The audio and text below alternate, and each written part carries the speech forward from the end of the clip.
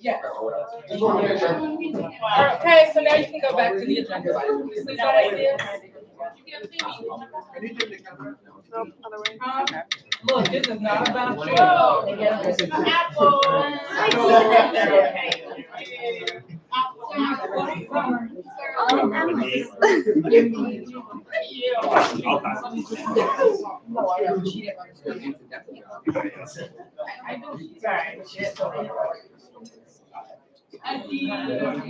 Is that ready? Yeah. Milan, you want me to start early? Whenever you're ready. It's on you. 3 minutes, yeah, I'll have to start early. I am calling this meeting to order. We'll go with the roll call. Senator Miller, Here by proxy. Senator Brody, Here. Senator Roy, Here. Senator Hayashi, Senator Hughes, Here. Senator Jamar, Here. Senator Aguilar. Okay. I'm gonna try today. Okay. Senator Castellet Noguez. You got it. Present. Senator Sousa. Senator Gamble. Here. Senator Burt. Here. Senator Rodriguez. Here. Senator Sony. Here. Senator Sellinger. Here. Senator Stilwell. Okay. Senator Griffin. Here by proxy. Senator Doria. Absent. Senator Darian. Here. And Senator Chowdhury. Present. All right, we have the quorum. Now we'll move into the adoption of the agenda. I vote to amend the agenda. Yes. I would like to submit referendum 20-21-001. All right. So we're gonna add it to, Second. okay. Debate on the motion. Seeing no debate, we'll vote on this. All those in favor of adding referendum 20-21-001 to the agenda, please raise your placards. All those opposed, this motion passes. Can we add that on there? Thank you. And now, are there any other? Julia, can you? Okay. Seeing no others. Now vote on. Now we'll vote on adopting the entire agenda. All those in favor of adopting the agenda, please raise your placards. All those opposed, the agenda is adopted. Now we'll move into the adoption of the minutes from last meeting. All those in favor of adopting the third meeting minutes, please raise your placards. All those opposed, they are adopted. And now we'll move into public comment. Are there any members of the public wishing to speak today? Seeing no members of the public, we'll now move into reports from the officers, and we'll be starting with Vice President Burgess with his report. Hi, everyone. Good afternoon. If you're wondering why I'm dressed up, I just came from church, so I usually am not dressed like this. But anyway, we can go into the next slide. So I'll just be giving some updates about what has been going on so far in the Vice President's cabinet. Everything from things that I'm working on, meetings that I've been in, and then as well as just programming previous events that happened these past 2.5 weeks, and then upcoming events that I can kind of in a way let you know for the rest of the semester.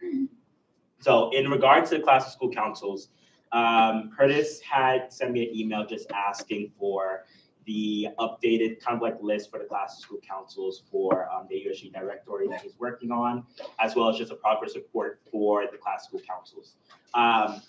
And what lack thereof with the class of school councils is that there's only 2 that are technically active right now, which is the class of 2020 and the class of 2023, in terms of having people that are actually filled in positions and are actually kind of doing some type of work. The other issue with the class of school councils that we're seeing is when I asked them, at least those 2 class of school councils, for a progress report, there isn't really much that they are doing. And it's not that they don't want to do any type of work, it's that they don't know what they need to be doing.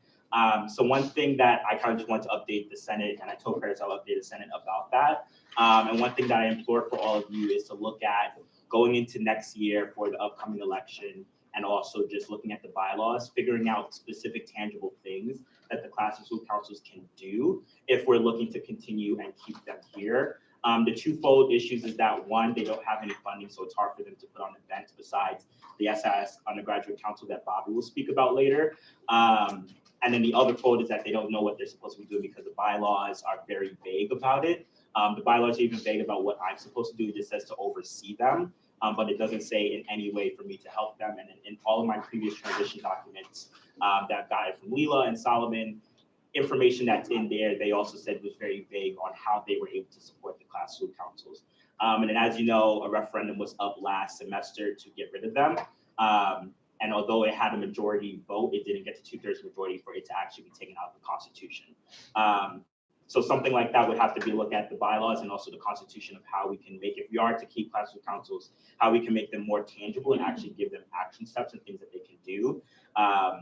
Because when I was speaking with Sebastian, who's the class of 2023 president, he said he's been having issues of actually being able to do things, but on the flip side, he's already in student government as a senator, so he's able to actually do tangible work. But the class council itself is not able to do that actual work.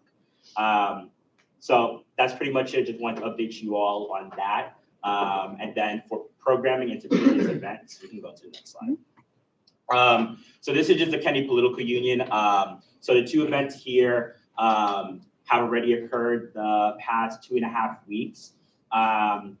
For the attendance records for the, I'm probably gonna pronounce his name wrong, Picard, that was 81 students attended that event. And then for the mock presidential debate that was co-hosted with AU College Democrats, that was around 148 students that attended that event. And then this week, Thursday, we have an upcoming event, Chris Wallace.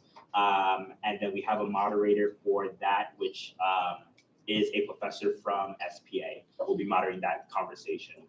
And then in regards to future programming for KPU, they're gonna definitely have other events coming up. But specifically, we already secured the date for Wonk of the Year. We secured the location, of course, Bender Arena, and we were able to get on President Merle's schedule, so she'll also be in attendance. And then last week, Kevin sent out the bid for our speaker for Wonk of the Year. So we're just waiting for that person to either accept or decline, and then we'll move forward with the actual marketing and programming and run a show for that specific event. But just want to confirm that Wonk of the Year is happening, and we did send out a bid for who. Moving into Women's Initiative. So the event right now, actually, it's happening while we're in Senate, Breaking Ground Monologues, their last day.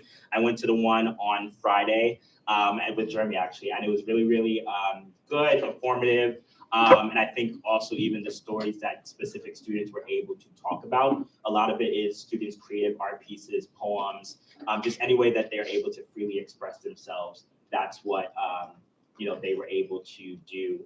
And then also terminating the stigma. As you know, Women's Initiative is very big on doing workshops for students. And that's something that they did. And they also have a couple of upcoming workshops as well. And then upcoming this week, they're going to be having a event with Sister and just other Black student organizations on campus where they'll be doing kind of like a workout event that's happening. In regards to Women's Initiative, the month of March is Women's History Month, so they have a lot of different events planned for that, as well as also workshops as well. And then we also have our Women's History Month speaker that will be coming. Thank you again, Senate, for giving Women's Initiative more money this year so that they're able to bring those high-level profile speakers. So the person that will be coming is a high-level profile person. And then, as you know, in the month of April, we'll have Take Back the Night as well happening. And around the 21st, tentatively, we should be having a congresswoman come to campus, but we're working on sending out the bid and everything for that. Moving into sub, as you know, sub sessions, Ari Lennox, the performer, will be coming next Saturday. On Friday, we sold all the tickets. That was for round 1 in about 5 minutes. On Saturday, we sold them in about 6 minutes. And then today, we sent out just about 50 tickets for general attendance for anyone that's like outside the DC area, but also those tickets were available to AU students, and those sold in about a minute. So everyone is super excited. I have a lot of friends back that are abroad that are like annoyed that they can't be here for this event. But they're super excited for her. And as you know, doors will be opening at 7:30 and it'll be happening in the tavern. So the tavern, like capacity can hold around 700. So I think we have around that amount of people that will be attending just in the tavern alone. And then, as you know, for later on for sub-sessions, later on just for sub in general, we do have the confirmed date, of course, and location for AmFest. AmFest will be happening on the quad. I can't let you know a date, but it will be in April. And then we already have the confirmed artists for that as well. And those are kind of like, you won't really see too much from sub for the rest of the semester because they do a lot of their big planning for the spring. But those are the two big event sub sessions in AmFest that sub really does and that a lot of students are engaged and active and wanting to participate in. And then moving into founders. So as you know, the ball will be happening next Saturday from 7 o'clock till 10, around 10:30. It'll be happening at the National American History Museum. And then next week, beginning on Monday, will be all the different events happening for Founders Week. We'll be promoting them on our student government channels as well as the specific clubs that we are co-sponsoring with. We'll also be specifically like posting on their social media channels and we'll be resharing as well. So one thing I just encourage, because Founders doesn't have their own kind of social media backing and pages like the other three programming organizations, if you can just reshare on your Instagram stories, on your social media, get out the word, let your friends know to attend those events. Because oftentimes, like we know, Caribbean Circle, Taste of Tropics, those are big events that always get a lot of students to go to. But we also want students to go to new clubs that we've reached out to in their events so that we can continue that tradition happening. And then, as you know, Plaza Warehouse will be happening for the last week this week. So if you have any previous kind of like formal wear clothing or just anything that you wish to donate, a lot of the boxes are in front of MGC at the info desk. And then that little corner lounge that's there is where they'll be doing the Plaza Warehouse. And then, as you know, we'll still have buses and everything like that running about, I think, starting around 6 o'clock that day from in the LA quad and then other places on campus. And that information will also be sent out to students of where they can go pick up buses and also what time the buses will be going to the Natural History Museum.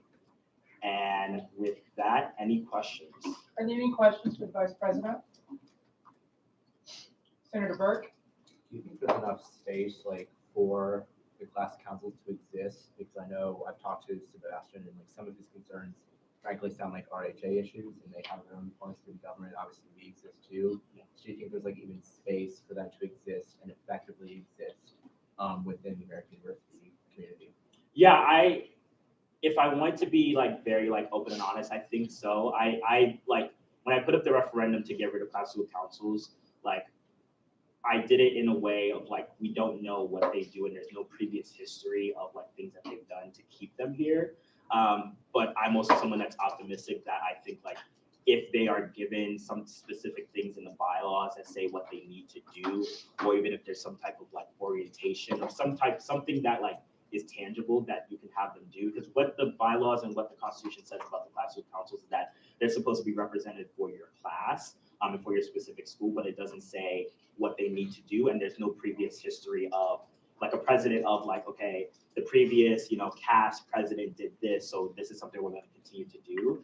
And the only school council that fully like actually does some type of programming and it's like does tangible work is the SIS Undergraduate Council, and that's only because they have the backing of SIS to help them and like they utilize them to do different events and their international dinners and things like that. They have those students plan it. But if you look at all the other schools, like Kogan, for example, that we're sitting in now, doesn't have any representatives. If you look at, the School of Communication, like it's just a lot of schools and a lot of classes don't have representation. Like my class, I knew the person last year that was the president. There's no one that does it now. So is there room to grow with class school councils? Yes. But I think it's two things. I think the Senate can then again put the referendum up and see if it passes with the 2/3 majority and get rid of them completely. Or the Senate can try to figure out ways that can put in the bylaws or even the Constitution that gives them like tangible like goals and things that they need to do. I mean, many of the senators here have served in the class school councils and they can say firsthand that there really is not much that they were able to do, just given the bureaucracy and everything that happens on the East Campus. So I'm optimistic that they can work in the future. It's just figuring out what exactly should they be doing. Senator Selinger? And so do you see any spaces for them to take their own issue up or something that's maybe common across all the classes that they could be addressing and act about Yeah, so when I spoke with Sebastian, he was saying that one of his initiatives or things that he's heard from students is about mental health, but that has now become an initiative of the Undergraduate Senate. So it's really, I feel like they can interchangeably work together, but it's very hard to say like what's a tangible kind of like policy or platform that they can work on. I think what Noah had mentioned before, it's like some of the things that they might want to do might fall into the realm of RHA, or it might fall into the realm of larger student government things that Andrea being the president like deals with advocacy work. So I think that they can definitely do advocacy work. I think that makes the most sense of what they can do, and advocating for their students. And then, of course they can do programming, but I think that like falls more into like hall councils tend to do that more than like a class and school council. But what I can say is I think that they can do advocacy work just advocating for their specific like school and class. But when it gets down to class, it's kind of hard to know what exactly your class wants. Like many of like my class juniors, like we've kind of tapped out of AU and like student leadership. So like there's not really much that we can say that we're advocating for. But like if you look at the class of 2023, like with mental health and like food and dining and things like that, like those are like actual policy things that they can do. But yeah, I know that was a rant, but yeah. Senator Hughes? Yeah, so I've received a couple complaints from people saying that they either didn't receive notice about the founders call and how to get waitlisted, or how to get waitlisted once they can get to you. So are you aware of those issues and like and might know how to like work with them? Yeah, so we are aware of those issues. The biggest thing that I was letting James know, who's our secretary, is because even for me, I wasn't getting, like when we were on the former Nation Builder kind of site that we were using for our website, I wasn't getting any more emails from student government at all. Like the only time I would get them was James send like a test email for me to see them. But then me and Angela both got the last email that talked about RE Lennox when we moved to Squarespace, and we were able to actually get it to our student emails. So the biggest issue for that is honestly working with OIT, because the emails that we have is a listserv that were provided by our advisor, Ayana Wilson, and she just gives a listserv that the university has.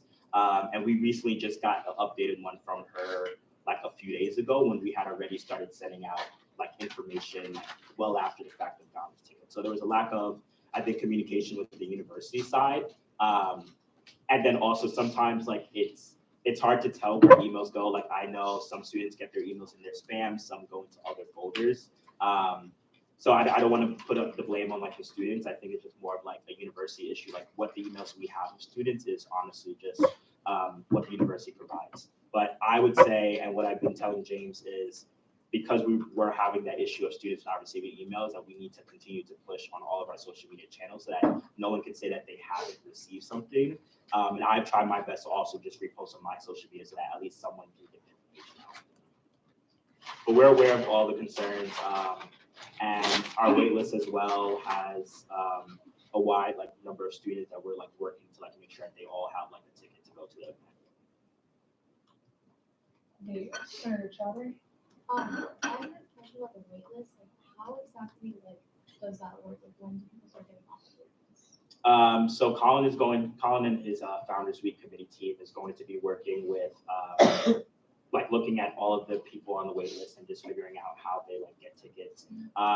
The biggest thing that we try to let people know, I mean, we do have like a buffer room for tickets that we can start giving people wait lists, but then those that might not be attending the event or just other things, we try to let them know like please release your tickets, and that information will be going out as well for people to inform us like, hey, I'm not interested in going to the ball anymore, so that we can release those tickets to students. But the president last year that I make sure that Colin's going to have this year is that last year we made sure to try our hardest to make sure every student that was on the wait list got a ticket. And that's something that I still want to try to keep the same this year as well, is that every student that wants to go to Founders has the opportunity to go to Founders. Are there any other further questions for the Vice President? Seeing none, we'll move to the next report by the comptroller. Thank you, Perfect, Lauren. thank you. I hate all of them. Can you move me back up, or can I just make a motion? No, it's my turn. Well, not before you, Bobby. All right. Throw a hand. Hi, everyone. I'm Bobby. I'm the comptroller. I feel like everyone knows that by now, but maybe there's new people. Anyway, something I do every month as comptroller, as our finance person, is give the Senate updates about our financial activity. And there hasn't been one in a while. Number one, because there wasn't a lot of spending that was happening in November, December, and January, and also there was winter break.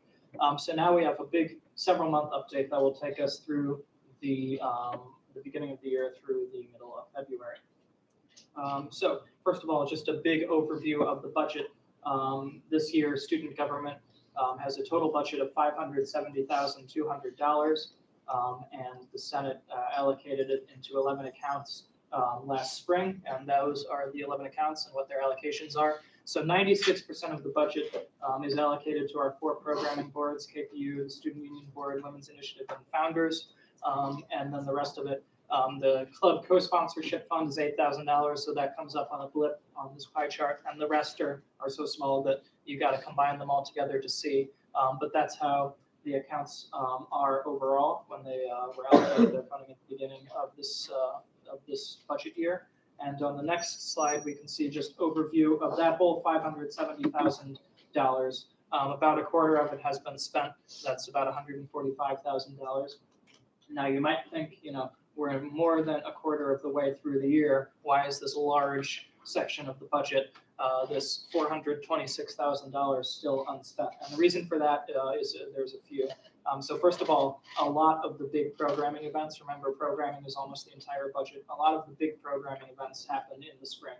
So Founders Day is the largest single event that happens in the spring, and most of that money has not been spent yet. And there's a little asterisk here. All the figures I'm showing you are things that have actually been spent, like the money is gone, not things that have obligated to be spent in the future. So a lot of Founders Day funding, as they're planning the event, they will obligate money to be spent, and that would bring this pie chart up closer to where we are in the year, but it hasn't been spent yet. And Monk of the Year is another big programming event. And also related to programming, since there was no fall concert from the Student Union Board where there would normally be, that cost has been shifted to the spring as well. So that's why we have a lot of space to go.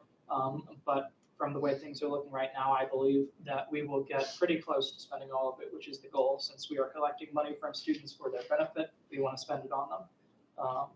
As close to 100% as possible. So on the next slide, here are the 10 accounts. There are 11 accounts overall, but one of them is weird, and I'll talk about that later. Joe Parr, the secretary's account. It would mess up my graphs if I had it here, and I would not like that. So I will talk about that at the end. But these are the total amounts of money given to the 11 accounts and how much they've spent. So total up to the top, and then what they've spent in blue.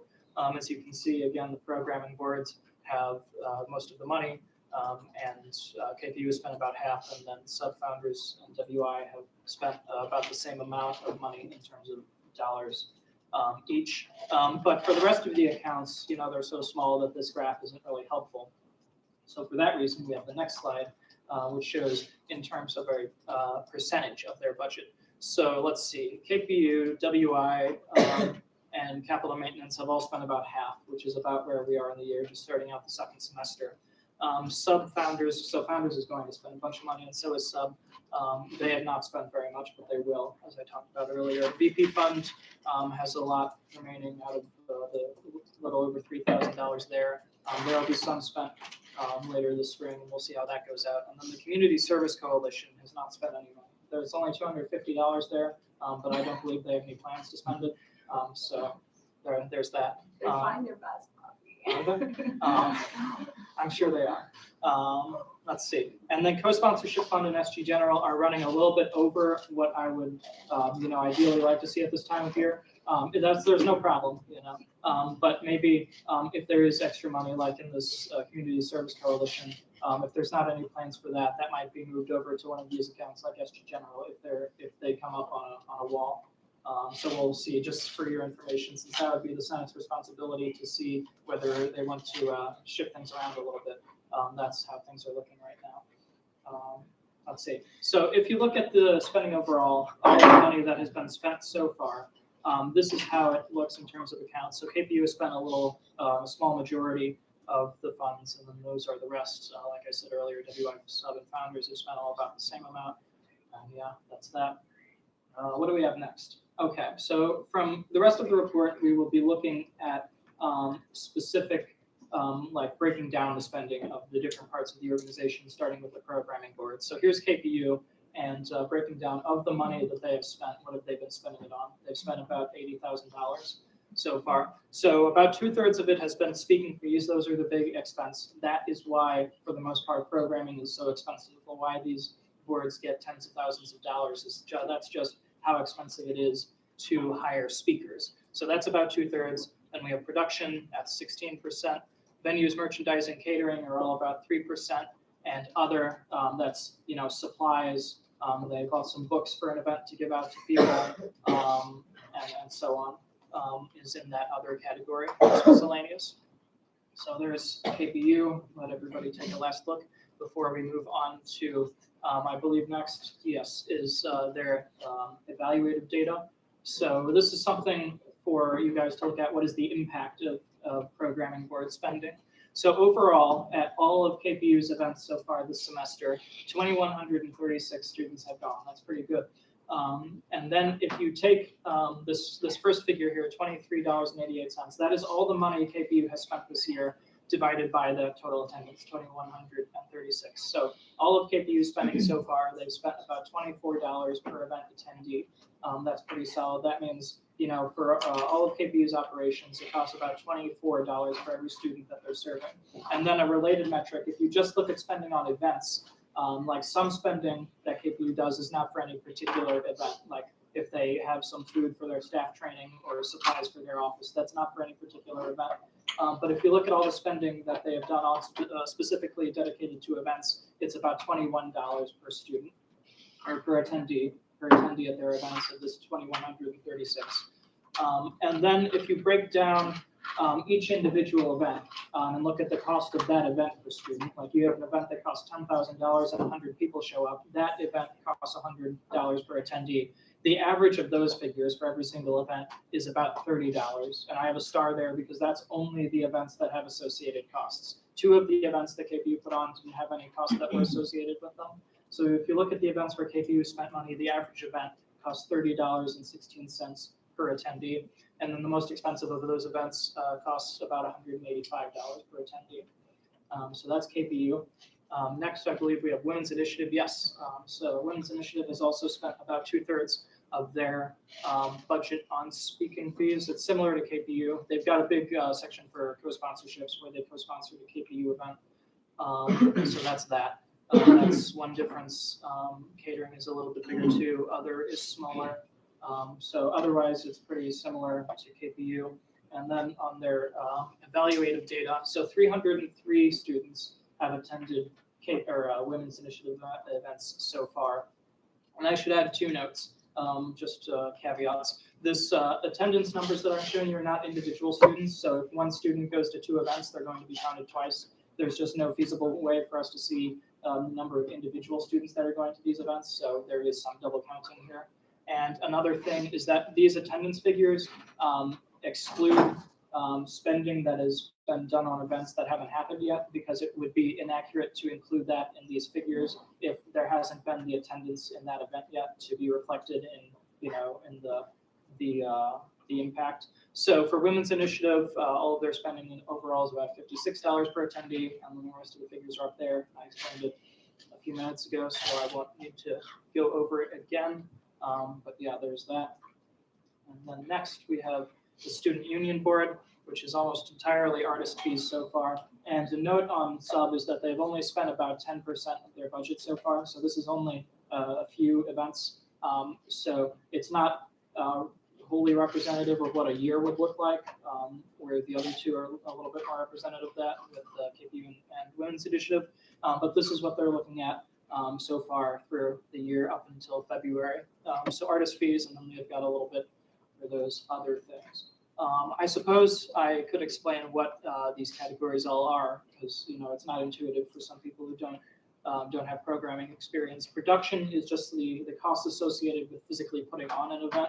Like if you need to hire contractors to put up a stage and vendor, or work with the lights, or put up chairs or whatever, anything like that, that's production. Venues, some places in the university cost money to rent, vendor, arena, Constitution Hall. You need to pay the university to rent these spaces, even if you are a student organization. And then catering includes both catering at the event. There's a little food before the event for the performer, and also food for staff training. Those are both included in catering. And then we have a tiny little other category. I forgot what's in there, but it's something. It doesn't even register. So what's next? We have sub-evaluative data. So this is easier than the others because they're all about, they're all between $50 and $60 in terms of, total spending per attendee, event spending per attendee, average event, most expensive event. It's all there. And Sub has had 320 students go to their events so far this year. And then I believe the next slide takes a look at all of those in comparison to each other. So spending per event, so that's all the spending that they've done overall divided by all of the people who have gone to their events. Event spending per attendee is spending specifically on events divided by total attendance. And then the average event cost, I talked about that as well. So KPU is the most efficient in terms of spending the money so far, in terms of spending the least amount for the greatest number of students. And then Women's Initiative and Sub are higher, and they alternate which one is the highest, depending on the metric you look at. But that is what it's looking like so far. Yeah, that's that. And then one more thing about the programming boards. We have, if you look at all their spending and all their attendance combined, KPU has had about 3/4 of spending, no, 3/4 of attendance. And then Sub and Women's Initiative kind of split the half, or split the rest in half. But KPU has spent a smaller share in terms of spending relative to how many people they've had. And that means Women's Initiative and Sub so far this year have spent a little bit more. Let's see. Next, we move away from programming and come to club co-sponsorships. So these are all the co-sponsorships we've had this year from our club co-sponsorship fund, which remember is $8,000 overall was allocated at the beginning of the year. And we've spent about 3/4 of that so far. The average co-sponsorship was $400. There have been 13 of them that we worked with, 8 where clubs were putting on events, and 5 where they were traveling.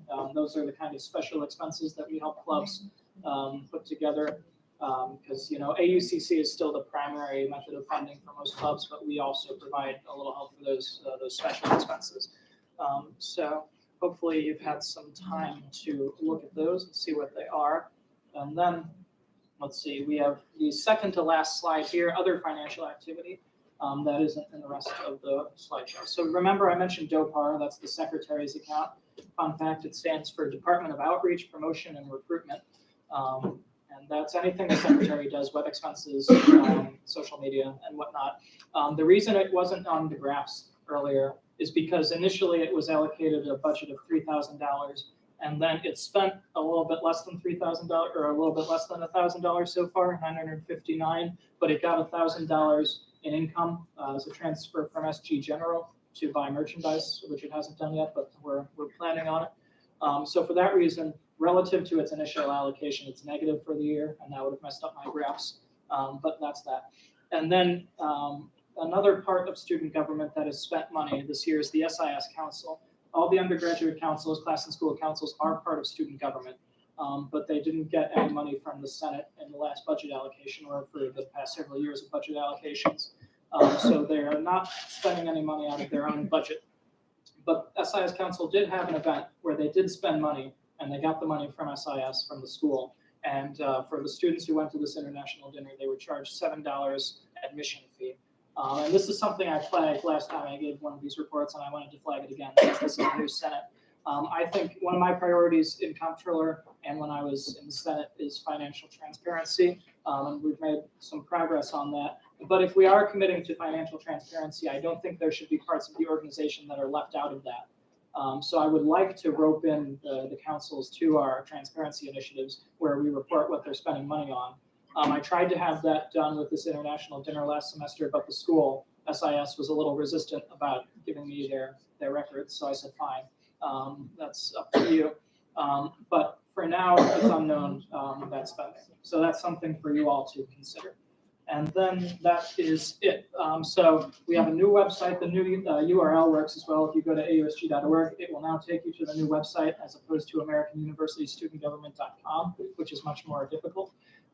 If you go to AUSG.org/finance, on that you'll find more financial resources. So basically the stuff I already showed you is there, plus an explanation of how our finances work generally and the total budget for this year and the stipends and historical budget records from like the past 10 years of budgets. And I'm working on getting individual line items from past years there as well. So that's that. So if you're interested in our finances, there's a resource for you. So with that, any questions about this stuff or anything else that I work on? Are there any questions for the comptroller, Senator Sousa? I don't think it's a question, it's more of a comment. I know that KPU, you were showing, they're very efficient based off like the amount of money per attendee. And Women's Initiative, I think they do wonderful things, but I feel like they don't get as much social media attention. So like maybe they just to broadcast all the senators and everyone in this room, like we all have a platform, a social media platform, and it can be useful. And I feel like you can get that efficiency cost down, WI, if all of us are more broadcasting of them too, as well as KPU, because they do things that are just as important as KPU. And like if we're talking about transparency, I also think efficiency is key to that. That is a good point. Those figures where I showed you spending per attendee, that does include those two parts. One is just how much money they spend, but the other part that determines it, like the senator was saying, is how many people go. So if more people know about these events, that will make spread a larger impact for the amount of money we're spending. So yes, that is a good idea. Any other questions, Senator Rodriguez? Thank you for the presentation. This was helpful. One, regarding the figures that you're showing, how does this compare to last year around the same time? Do you have an estimate like how much we spent then and how we're spending it now, and the expenses per student? Yeah. So in terms of attendance numbers, I don't have that information. The programming boards might have it somewhere in their archives. And in terms of spending, like how the spending trends look, I can get that stuff. I don't have it right now, but it exists and I can go and collect it if you want.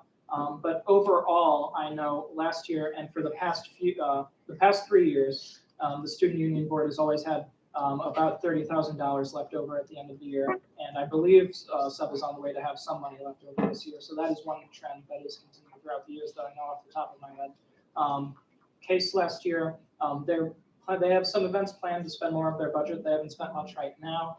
But if they don't spend much this year, that would be similar to last year, where I don't believe they spent any of their money. SG General and the money we had for clubs last year, just like this year, is going out. So that's going to come up to the edge, just like it did last year. Capital maintenance this year was reformed. So previously, up until this year, there was a requirement in the bylaws that capital maintenance, which is our office supplies account, automatically get $5,000. And that was a bad idea because we never need $5,000 worth of office supplies. And we ended up using that money on clubs anyway. So now that money has been shifted to clubs where it's being used better. So those are the things off the top of my head comparing this year to last year and years before. But if you want, I can get you, and maybe finance committee is interested, more information on that. Are there any other questions, Senator Castro-Nunez? Thank you, Bobby. Of course. I recently met with the Graduate Council SIS president, Arla, and she told me that they wanted to like fix the financing that they had with the AUSG about the budget. So she asked me if she can have your email. Yes, of course. Everyone, if you want to email me, you can email comptroller@ausg.org or bobby.zitzman or robert.zitzman. Anything works. Just put in my name in your email and I will come up. But yes, I've talked to the SIS council people before a little bit, but if they want to work together, I would love to hear from them. Are there any other further questions for the comptroller? Saying none. All right, thank you.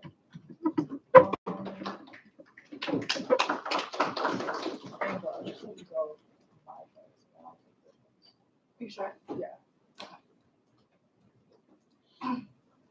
There's no slides on it, it's just a button back. on here, aren't you? Oh, well, we'll be back. Do we have like a national anthem for like? No. You can write one, Sharon. Say what? This name of this was changed. To what? Now it's a progress update. It's not World State of AUSG anymore. You told me, okay. Not- Anyways, hi everyone. So I mean, it's gonna be pretty casual. I think, like, for example, I'm glad that we changed it because I was gonna say, because I think this is one of those things that like causes student government executives to like think that we're like so great and like above everyone else. So like, it's gonna be pretty casual. I want to give like a couple of like overarching themes for student government that I've been focused on this year. And then I'm gonna go into a little bit like specifically what we've been up to, and then you guys, I want most of the time to be like questions, not only questions, but if you have thoughts or suggestions on what you would like to see AUSG do before the end of my term, which is like rapidly coming up, it's super scary. I would love to hear that. So I mean, the first thing, like as you can tell by Bobby calling me out, I've been spending a lot of money in SG General, so we've been having a lot of events this semester, and I think that like one of the things I've been thinking a lot about as we get closer and closer to the spring elections for the next executive board is like something a lot of people will bring up is just like, oh, like what do you want your legacy to be? Like what do you want like your legacy as a president to be? And it's like one of those things where like I think that that's something that previous e-boards and previous presidents have been too focused on, and I think that is something that you do when you want to make AUSG in your term as AUSG president about yourself. And I'm not attacking anyone specifically. I'm just saying, like, I think in terms of what I want my legacy to be, ultimately it's not about me and it's not about us. It's not about me, Milan, Bobby, and James. It's about the students and what the students were able to gain from my presidency and from all of our tenures as execs. So, like, I think what I'm happy about so far that I think that we've been able to achieve and something that I really campaigned on. I know a lot of you weren't here when I campaigned because you're freshmen, but something that I was really, really like focused on during the campaign is like a return to civility for AUSG. And I think that in the past, AUSG has been dominated by pettiness and by politics and by drama rather than work. And I think by returning to a place where we are all friends and happy with each other, and Bobby and Milan and James and I haven't tried to kill each other yet in the office. I'll let you know if it does happen soon. But by being able to return to that level of like friendliness and collaboration and cooperation rather than competition, I think we've been able to focus more on our work and allow each other to work kind of like, I think the exec board has always worked in like silos, like each person works on their own thing. But I think this year we've seen a lot more collaboration and just like an open line of communication in between the four of us and in between SG in general. So if you have any thoughts or comments about that, that's something that I think is an overarching theme that I've been really focused on that I hope to end the year on that same note. So then on the topic of like specific things that we've been doing, a couple of just like highlights. So at the mixer that a lot of you guys were at, Mitchell talked about the website that he was launching. He launched it, he's been getting a lot of good responses. Some really heartbreaking responses also, but I think that the next time me and Mitchell we're going to talk about what he wants specifically to do with them. His initial idea was to, like, as I told you guys, like pitch to the Eagle as like a feature. And then eventually, like before the end of the year, he's going to be presenting that to the financial aid office. So we're going to talk a little bit more about the details of that. But thank you guys for sharing that. Those of you did, those of you who filled it out. I don't know. The responses are anonymous. I also don't have access to them. Mitchell does. Actually, I think I do. But like, thank you for filling it out. Thank you for sharing it. He's been getting a lot of good and helpful responses. Something that we've been doing, me and Ben Holtzman and Maddie Dalton. If you guys don't know, Maddie Dalton is the current student trustee. Ben Holtzman is like the student trustee elect. It's like really weird. Like the whole process is like the student trustee serves for 1 year, but that basically entire year she has a shadow that goes to all of the trustee meetings like with her. So we've been having joint office hours in the bridge. We've had 2, I think, as the end of the semester as we're trying to do 1 each month. So if you guys want to come, I'm always posting about them. They're in the bridge, they're very open. Have some thank you about for reaching out about student trustee. They like have a lot of power. Like being able to go to the board trustees meetings is something that's I think has been underemphasized in past like executive boards, because that's your ability to kind of voice something that you see as a need that maybe administrators aren't taking seriously enough, because at the end of the day, like the people with like the ability to like really make an impact and like influence with their voice are the board of trustees, because they have a lot of money and they fund our school. So if anyone has any thoughts on like the next board of trustee meeting is February 27th, February 28th. I will be there. All of the execs will be there. If you have anything you want us to specifically mention, whether in the comments or it be in our report, like let me know also.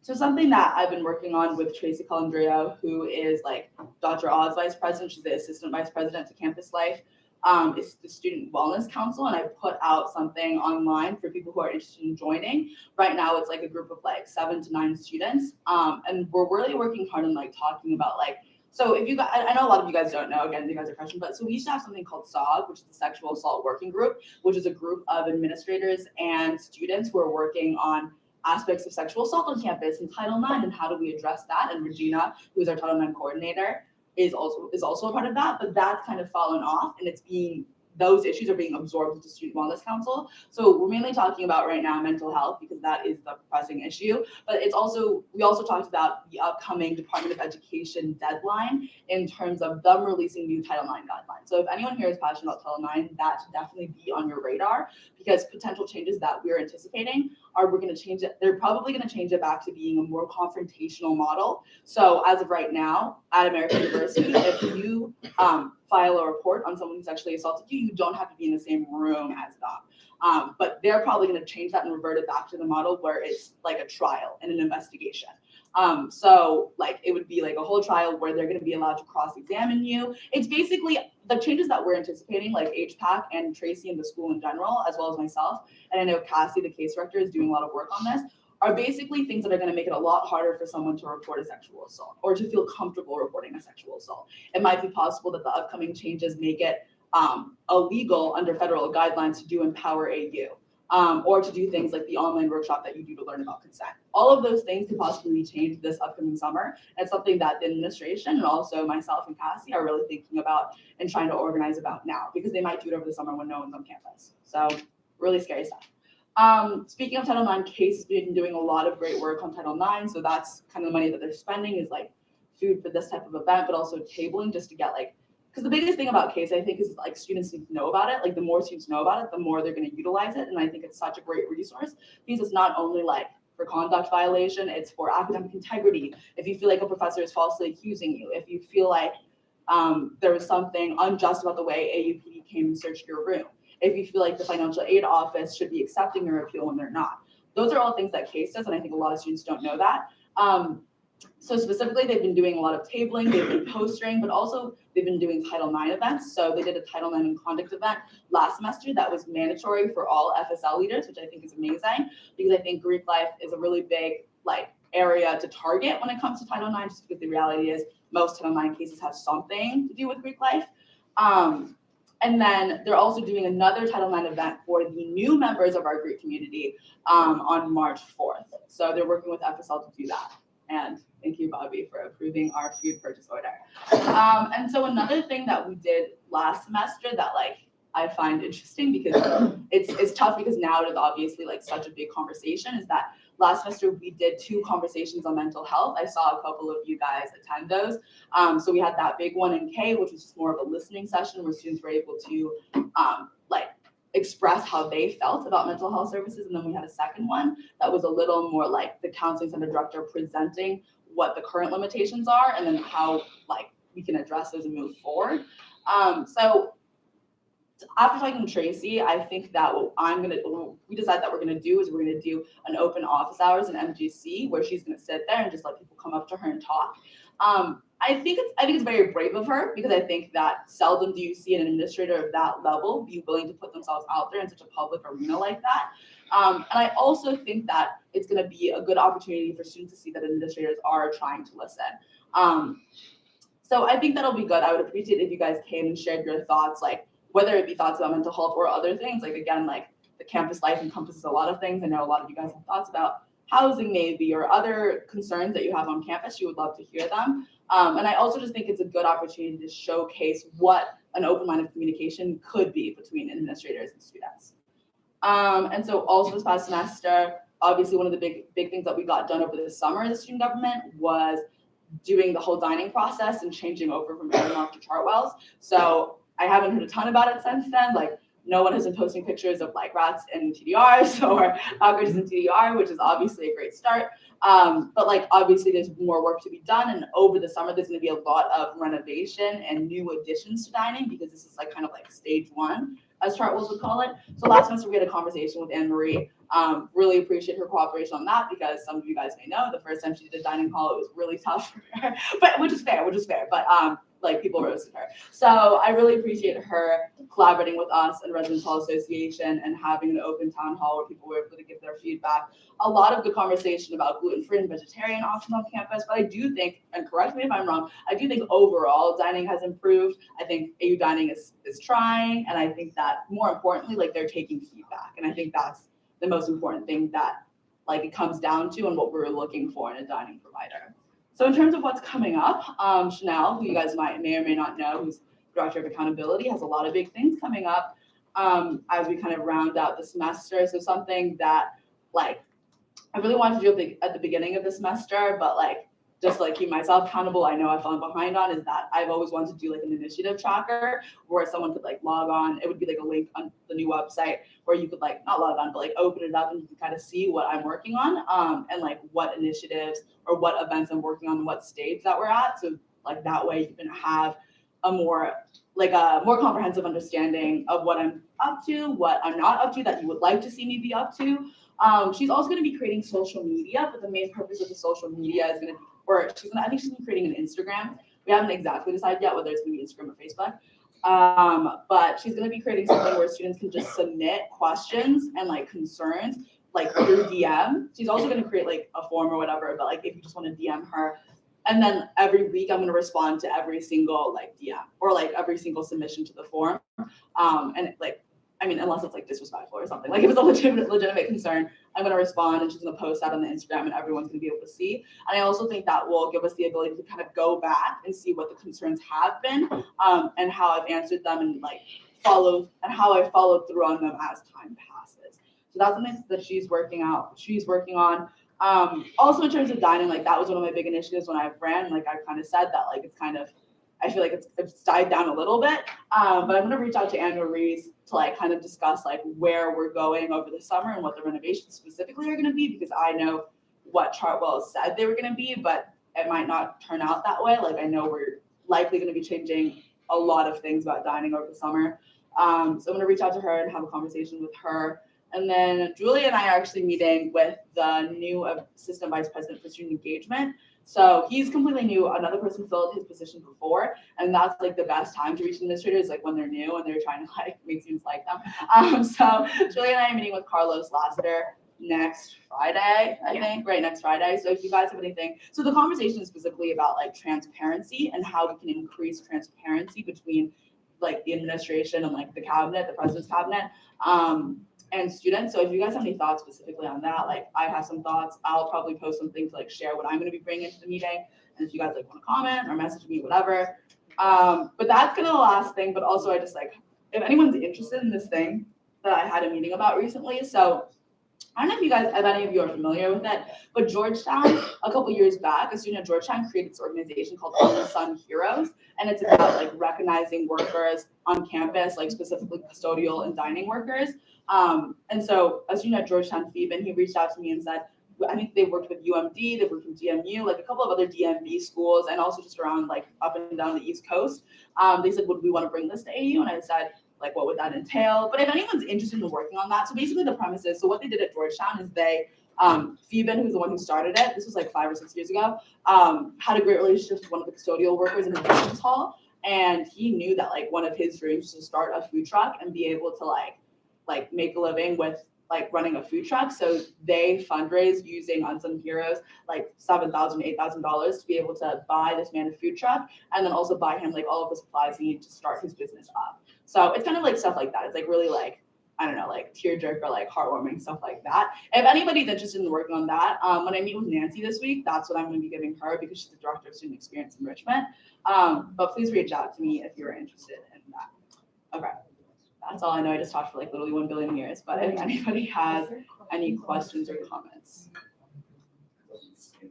Yes. Like one of my frequent meetings was actually like a staff appreciation day. So yeah, like, I'll just do that. Okay, awesome. I can start a group chat after that. Yeah. Senator Jamar? Add to what you were saying about like the changes that's possibly needed. So like what is like promoting those changes? Like what is the reason? Right. So I think that I can tell you guys now. Don't tell anyone. I signed an NDA, whatever, but I think it's fine because we chose Chartwell's. Is it actually recording? Yes, we're live. Oh. Okay, well, basically, so when Chartwell's presented to me, or presented to all of us over the summer, like, they presented several stages. So this stage that you first saw is the first stage. And like, what they meant by that is the food quality is gonna change and the options are gonna change to become more like diverse. You can have more selections, like we have a dumplings place now, like a soup, like, does that make sense? Like, that was kind of like the first stage they proposed. The second stage they proposed, without like specifically saying anything, is basically like more like, I don't know, like more space changes. Like, they want to renovate TDR. They want it to look different. Like, and they also want to bring a specific like brand name restaurant that they partner with on campus, if that makes sense. Like, somewhere that you would go that's not on campus, that's off campus. So like, those are kind of the like things that they propose, and like by propose, like that's, they promised to do that when they came on campus. And from like what I know, that's what Anne-Marie is still interested in. So like, it's gonna be like space change. Like, because over the summer, we did the entire change from Aramark to Chartwell's in less than a month, basically. Like, they had no time to actually do any renovations or actually do any construction on any of the spaces. That's why everything is the same except for the actual food options. But they want to like rip stuff up, like do construction, make it look different, like be able to have different like levels and stuff like that. So if that makes sense. Yeah. Do you want to ask? Sorry, like in particular, my question was about like case and the whole like Title IX thing. Yeah. So okay, never mind. Well, She asked about why is sexual assault policy Title changing? IX. Not Oh, why. why? Oh. yeah. Oh, okay, I'm so sorry. Well, if you guys are interested in that, that's okay. But because, so I don't know, so Betsy DeVos last year, when you guys were in high school and I was a sophomore, she basically came out with all these proposed changes, right? But then there was like a period, whenever you come up with policy as part of the president's cabinet, or at least in the Department of Education, it's like a questioning period or whatever it's called. So like, people get to submit, obviously, like she's not gonna listen to what people submitted. Like, there was mass outrage because the changes that she proposed like made it much more difficult to be the accuser. Like, because she's mandating basically all schools, private and public, because even private schools like us receive a large amount of federal funding. So the question came up, for example, at the Student Wellness Council, well, can we just say, no, we're not gonna do that? Like, why would we take away Empower AU? Like, when it's something that is so integral to the orientation experience? Like, basically answer that is no, because then all of the students would lose our financial aid, because like, AU gets a large amount of federal funding, and that federal funding goes to financial aid. And that's how it works in most private schools. So when she proposed all those changes, obviously there was like mass public outrage. Everyone was like, this is terrible, this is terrible. And the questioning period closed. And so a year later, which is like around now, like, she's supposed to come out with the official changes to Title IX that are going to be made, that schools are going to have to implement unless they want to lose federal funding. So like, it's kind of an issue what we're talking about Student Wellness Council. Like, the issue has to do with like, how are we going to organize and like protest these changes? Because at the end of the day, like, we can't say no, or else students are going to lose like their financial aid. So yeah. And the changes would be like that model you were saying, like more confrontational, so that'd be like more of a trial kind of thing. Yes. So like really all we can do is like protest and like kind of speak out about it because you can't legal, yeah. Right. Well, because also what we talked about is like, hopefully the wording is vague enough that we can just like, we can like do as much as we can to be like as like sympathetic as we can to the accuser, and like have a model that's like as trauma informed as we can without losing federal funding. So like, hopefully it's vague. But if you guys, I can send it or something, but if you guys want to read the proposed changes, like those are basically what she proposed, and they're very scary. And like, the problem is like, people are, the HVAC director, Mickey, like thinks that they're gonna do it right around graduation, which is like around the 1 year mark. So that way students can't come to school and protest. The students are gonna be back home.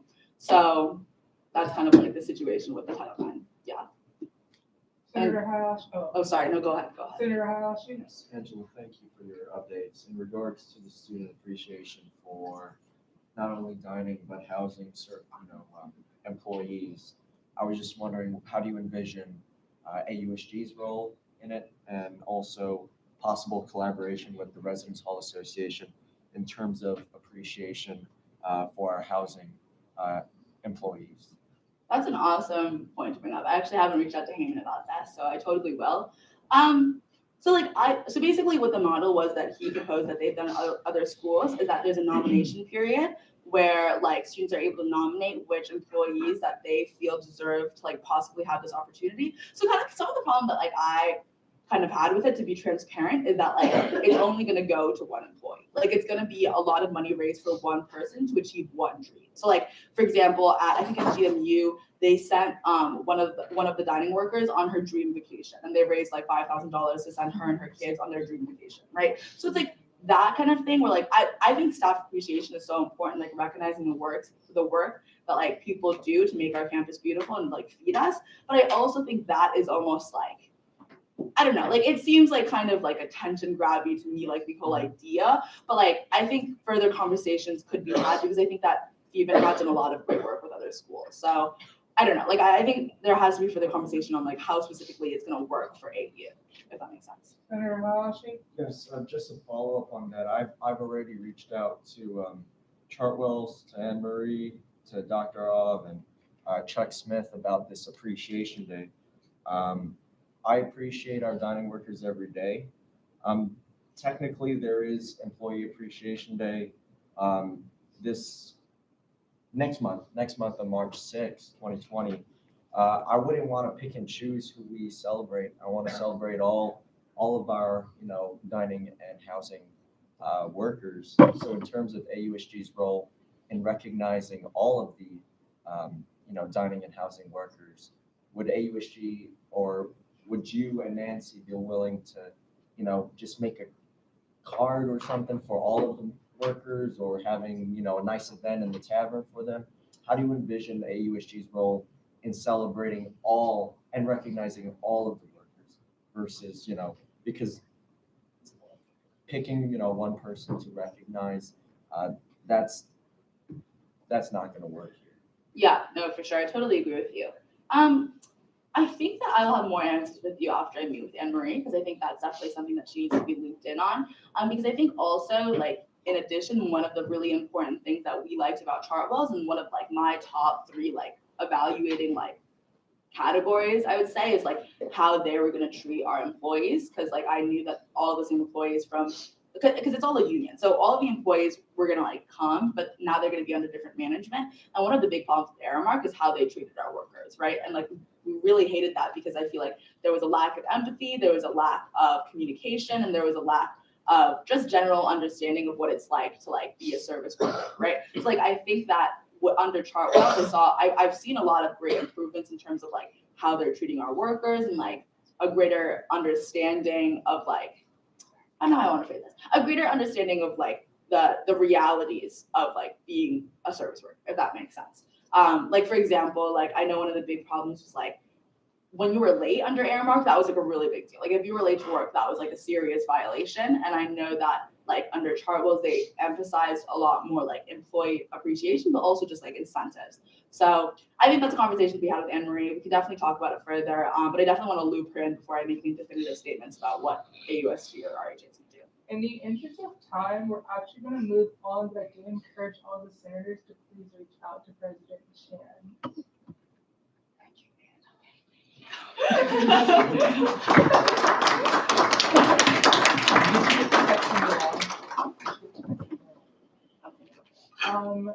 Inspector?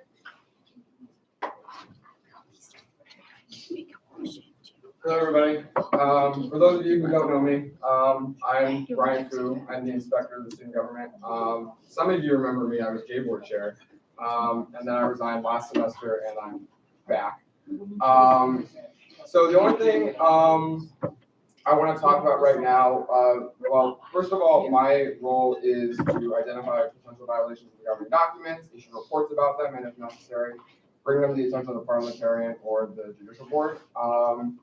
It was probably 10 minutes after I got appointed that the first problem came to me, and then it snowballed after that. A lot of you have seen this report, and a lot of you were affected by this report, and a lot of you heard from me while screening this report. Speaker Ward reached out to me and said he was concerned about some voting irregularities that may have happened for the Special Committee on Finance and the Special Committee on Diversity, Equity, and Inclusion. and quote, anything else that may arise from it. And so I looked into those committees, I asked for testimony, I looked up evidence, I got screenshots of things, yada, yada. As I was going through that, I found out two more problems with the Students' Rights and Services and the CRP committee. I think that's it. Is that it? Okay. I found discrepancies in all four of those committees, some of them pretty serious. So I decided to submit my report to the parliamentarian, mainly because in the rules, J-Board can't rule on parliamentary matters before CRP has ruled on the parliamentarian's ruling of something. So if Martina were to rule on something, someone appealed it to CRP, and CRP does whatever, only the aggrieved party from that overturning can bring it to J-Board, so I couldn't submit it to J-Board anyway. So I gave it to Martina. Martina did what she does best, and she did issue a parliamentary ruling. And so I'm not going to speak on that, but I am going to yield some of my time to Martina just to speak about it a little bit.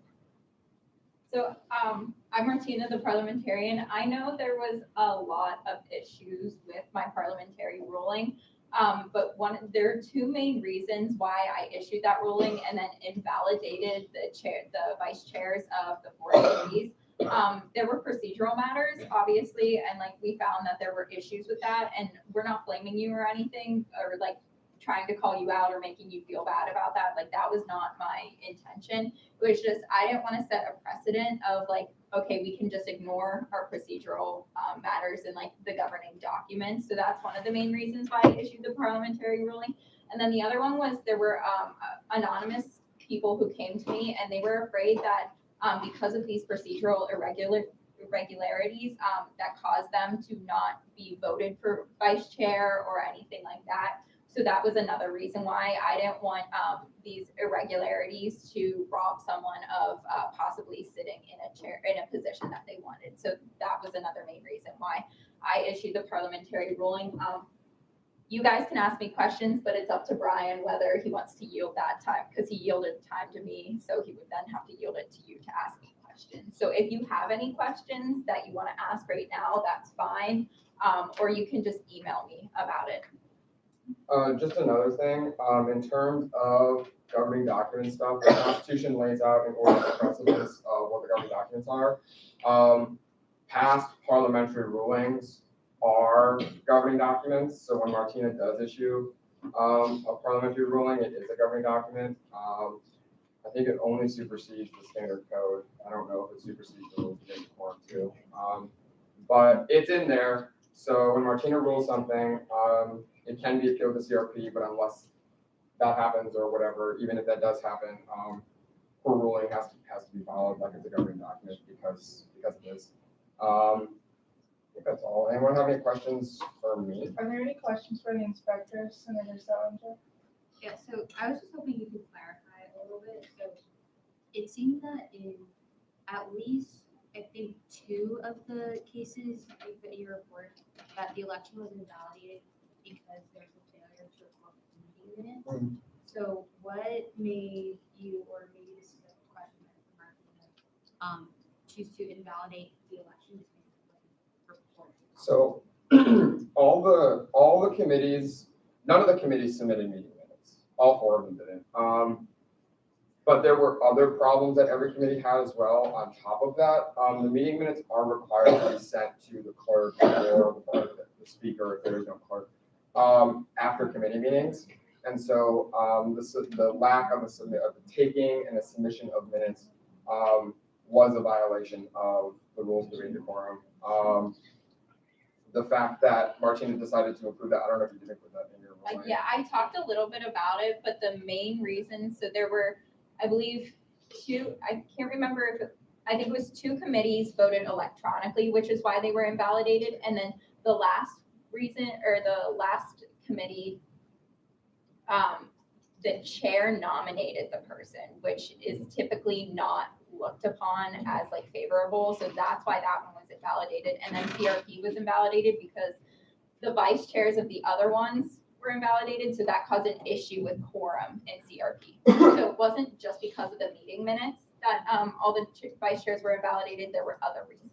And I listed all the potential violations in the report, and I think I stated explicitly that none of the committees did every violation, but they did at least 2 or 3 of them, all of them consistently with minutes. Further questions? Comptroller? What happened to Chase? Chase, okay, so for those of you who don't know, Chase was our old inspector when I was day board chair. Chase unfortunately went a little dormant and didn't want to do it anymore. So me and him talked about it and we swapped it. Bobby never got to meet Chase. What is Chase's major? Clyde, and he's a double major. He's Clyde and strategic communications. Any further questions for the inspector? All right, seeing none, thank you. Okay, I'll go ahead and get my spiel. If this would work, you gotta go do it. All right, so, you have a motion? Oh, no, I'm about to do mine real quick. Okay, hi, everyone. Nice to see you all. Our chief of staff is here today, Noah Haynes. Okay. The legislative director is here, Julia Larkin, and Mia's in the back behind Eduardo, and she's the deputy legislative director. So I thank all of my, on behalf of my cabinet for being here. Summer's here. They'll see Summer all the time. So I just have a quick thing that I wanted to talk about today, about advocacy. So like now that we've had this whole rule issue, hopefully we never have to revisit this again. So I'm taking this opportunity as a Senate reboot. So like many of you, I definitely participated in student government throughout high school. But if you were to ask anybody in my cabinet, when it comes to me actually filling the appointed seats that I have to appoint, I actually don't get preferential treatment. Anyone who's was involved with student government in high school, because I feel that oftentimes you can get stuck in that student government bubble and you forget the real purpose about why you ran and what the purpose of student government is. And you also forget about why you wanted to join student government. So now that you all can submit legislation and we have this rule issue out of the way, I want to emphasize the importance of effective, efficient, informed, and personal advocacy. As you all start, and we have a couple of resolutions in our referendum today, so we'll definitely get to start that today. But observing you all from the election, many of you ran on many great ideas that your friends had talked to you about that you should advocate for, that you saw a need that you should advocate for. And now that you are all senators, it can be easy to forget why you wanted to run and why you wanted to make a difference. And as I said to you all before when I was elected speaker, the Senate has 2 primary functions, one being advocacy and another being oversight. And we all agree that oversight is important, but it is not so important that we should forget our advocacy role. And I find that one way of having effective and efficient advocacy is by ensuring that advocacy is personal. So when deciding to talk about this, I was like, how can I show how I did? So we're just gonna go with this and see how this works. So I shared with Eduardo, him and I were talking in TR in my cabinet. When I was younger, I was very sick. And one specific time when I was 7, I remember my mom was trying to wake me up for school and I couldn't move. And come to find out, my whole body was swollen and I was in a medically induced coma and whatnot for 2 days. But eventually I got better. So throughout my time in student government in high school, what really made me passionate about working in student government was trying to fight on behalf of those who either A, didn't know the process about how to change things, B, felt like they couldn't talk for themselves. And everything I think I've ever done in high school, I think it was always because of me being sick as a child, and that's what inspired me personally to advocate on behalf of others. And now, when I look at AUSG, when I look at our relationship with the students, I almost see it as like a baby in the NICU. Oftentimes when children are in the NICU, their parents sometimes can't afford the bills. So they have to work around the clock. They're not there to advocate on behalf of their child to the doctor. So they trust that the doctor will do what's best for the child. I almost see it the same way as our relationship with the student body in a way as a comparison. Let's say that the student body is the baby in the NICU, they have an issue. We're not like the parents, but let's say we're the parents in this scenario. And then the administration will say they're the doctor. Most parents would die to be able, like they would fight to the death to be able to advocate for their child in the NICU. But we can choose whether or not we want to advocate effectively. And sometimes we choose not to. And it makes no sense not to. Because even though people have a negative connotation about AUSG sometimes, and sometimes about the Senate, they do understand, I think, that we do play a role in it.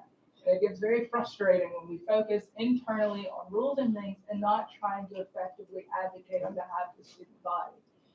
So one thing I definitely want to stress as I end this, when you're writing your legislation, when you're going and thinking about during your meetings, whatever you're doing, I want you to sit there and think, how does this change one person's life on campus?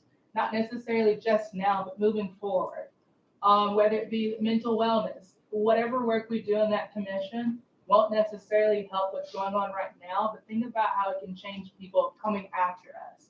So we have a two-pronged mission in that. So I just want you all to remember why you're in, be passionate about advocacy, make sure that you're informed about it, that it's going efficiently, and just think, how can this help someone else? Because at the end of the day, that's why you're here. So that's all I wanted to say, and that my cabinet is here to help you in those endeavors. So thank you for that. We'll be moving on now. So, no, you can. I move to consider nominees A through I as a wash. All right, is there a second on the motion? All right, is there discussion on the motion? This is kind of a new thing to do where you nominate everyone as a block, but I would just, give my advice, maybe not consider the last one, Sean, as a block, even though I think Sean should be the J-Board chair. J-Board chair is an important position, so I think you guys should consider it independently of the others. I move to amend the motion on the floor to nominees A through H. Is there a second on that motion? Is there a discussion on this motion? All those in favor of the motion for A through H to be considered as a block, please raise your placards. All those opposed? All right, that passes. So now we'll vote on the main motion. All those in favor of considering nominees A through H as a block, please raise your placards. All those opposed? This passes. Angela's representing all the KPU peeps. Milan had to go, but like his statement still stands for that. So unless any of you have anything to add to that. Okay. Bobby, I believe your statement would probably still stand from CRP. Did you have anything to add to yours? Is everyone here on CRP? No. Okay, well, I'll give a sentence or two. Okay. You can go. Oh, excellent. You should vote for Kat for the same reasons you did last time. And now that we can get our minutes in order, for the meeting minutes, we can do it all over again. So she's very good at her job, and I think she deserves the stipend, and otherwise no one else is going to get it, just because that's how it turned out this year. All right. Now Jorge. Mm-hmm. Alrighty. Hello, everyone. My name is Jorge Ponce Alvarez, and I am a student in class of 2022, and I think most of you guys have heard my speech around 3 times now. This will be number 4. So I'll keep it short. I want to be an advocate for the students in our class. I think that we can do a lot if we work together. Really listening. I really want to listen to the students, because I feel myself, sometimes I felt like I wasn't listened to. So now that I'm hopefully be in this position, or be a liaison for people to talk to me, so we can, bring it together, being more open, allowing people to come to these meetings, because even though they're allowed, like I said last time, I don't even know that you could come to these meetings and talk about something. So I think that if we put that out there and we become more personal with people, talk to people more, and actually listen to them and bring their concerns up, then we can be a very effective body and do a lot of great work, which we will do. Thank you. Ben? Hi, everyone. I'm Ben Parsons. I met pretty much all of you at CRP, but for those of you who don't know me, I probably know you. So it's me. And I am the nominee to fill the class of 2022 open seat. And basically, I'm not going to repeat or keep this any longer than it has to be, but really a big focus on advocacy for me. I think that it's important that we really bring in all students, and I think that sometimes we have a hard time bringing in some parts of the student population, both into AUSG and to the culture of AU as a community as a whole. So I think that that's what I would hope to work for. Thanks. Thank you. Ashley? Hi everyone, I'm Ashley, and you'll hear me say this about a million times, but I'm a science major. And as AU expands their science program, I wanted to make sure that we have some representation of that, because a lot of patients not all do SBA or SIS. So I wanted to get the CAS voice in here as the building goes up and a lot of things are taking place. Of course, like all of you, regardless of major, I'm also a student here, and there are issues on campus that I know that we could do some serious good for, and I would love to be part of that. Thank you. Are there any questions for any of the nominees? Seeing none, for everybody to know, whether Martina has something? What is your major? Oh, bio with a chemical. Could all of the nominees, Angela and Bobby, please exit the room? I'm sorry. Because they're representing. We've established this. Yeah, I don't want to be very much. All right, here. Anybody have any points of discussion they wish to share with the group tonight? This thing, yeah. Seeing none, let's vote. All those in favor of approving all of them to be their things. Everybody who doesn't, this is great. They're confirmed.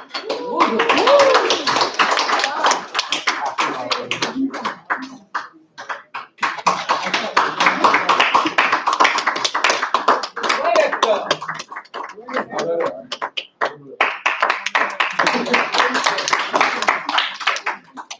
All right. Now we will consider the nomination for Sean Matthew Flores for the chair of the Judicial Board, aka former Speaker Flores.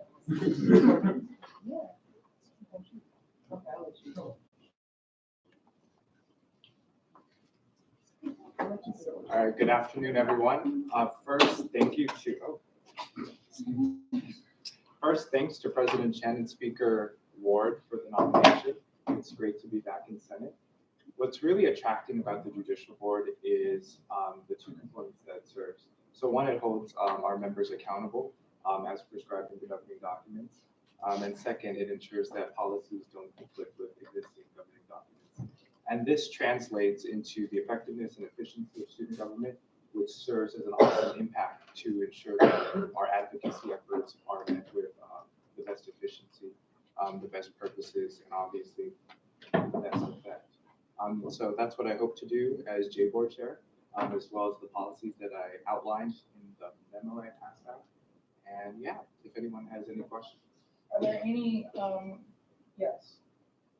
So something I've noticed here and there from the past J-Board chairs sometimes is that, when we have all these rules, there are a lot of them, but they don't legislate every single scenario that could happen. So sometimes we arrive at a situation where there are multiple courses of interpretation, there's some ambiguity, and there are multiple interpretations that are all justified by the rules. They're all, supported by the text. Yeah. So then the Judicial Board's chair is to decide which of those interpretations the organization is going to go with. Sure. And sometimes I notice, there's kind of two schools when there's interpretations that are both supported by the rules. There's just ambiguity. One just kind of looks to facilitate the work of the organization and looks at how things have been done so that, just preserve the way things are working if it's working fine and it's supported by the rules.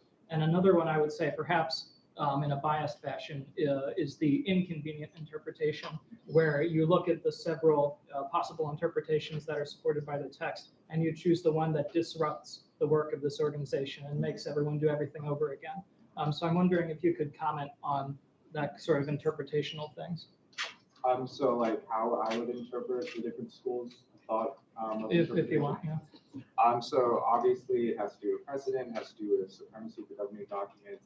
It has to do really with the case-by-case basis. So what the cases that's being presented before us, the intent of both parties, what's being alleged, and the like. So I wouldn't really ascribe to one school or the other. I would ascribe just to the facts of the case and then the information that I would have before.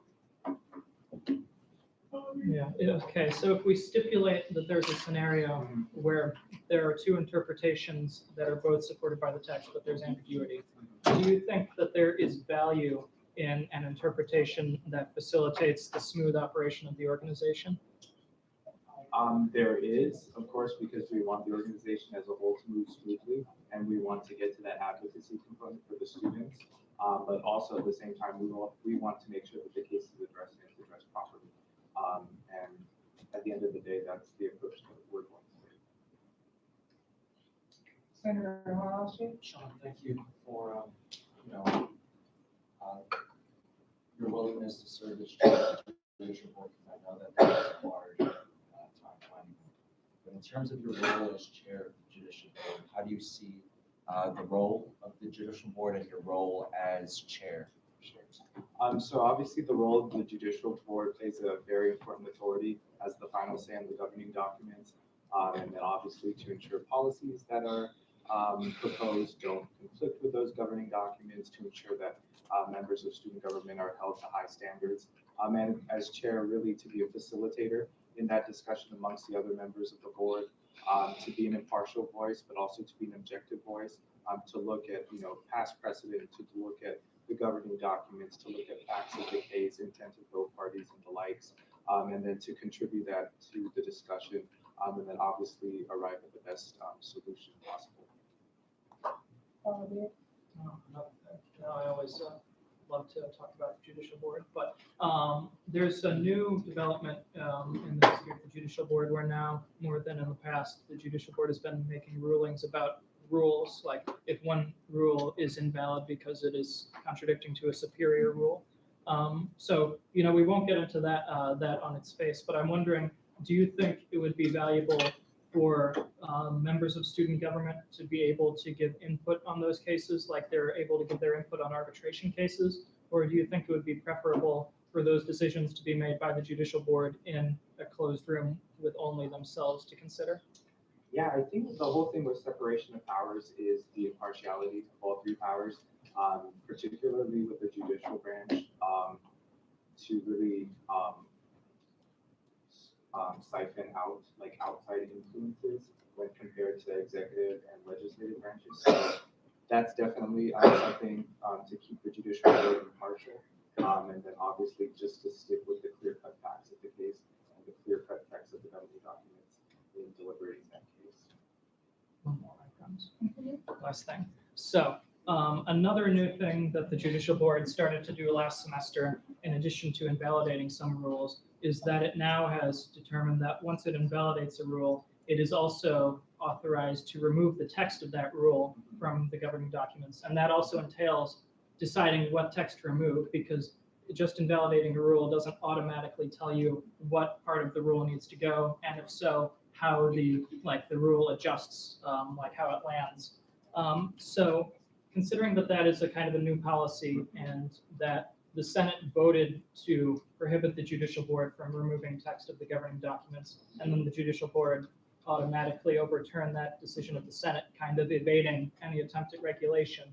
I'm wondering, what do you think about this unauthorized, in the rules at least, not explicitly authorized ability of the judicial board to edit text that is not done in any court in the United States? Sure. So I don't necessarily look at it as editing text. I look at it as simply taking bad rules out of the existing books, and then also to. So the time has actually expired for this portion, so. Oh, is there a motion on the floor? Seeing none. Oh, Katie? I move to All right, is there a second on the motion? I second. Is there discussion? Seeing no discussion, we'll go to vote. Did you say one more time? The motion is to extend the time for however long it takes Sean to finish. Please state that. So there is a second. Is there any discussion on the motion? Seeing none, we'll move into voting. All those in favor of extending the time to let Sean finish his statement? All those opposed? Sean? Thank you. So I don't necessarily look at it as editing text. I just look at it as, taking bad language out of it. And obviously that's beneficial for the student body because we don't want our students looking at these governing documentations on our website and being confused as to what's current standing policy versus what's not. And then I empathize with that view because as someone who was in the legislative branch, I can see where that perspective comes in. But again, I stand by that statement where it's not necessarily an edit, but simply just removing bad language that's not working in tandem with the spirit of the governing documents. All right, thank you. Seeing no other motions, we'll move into discussion.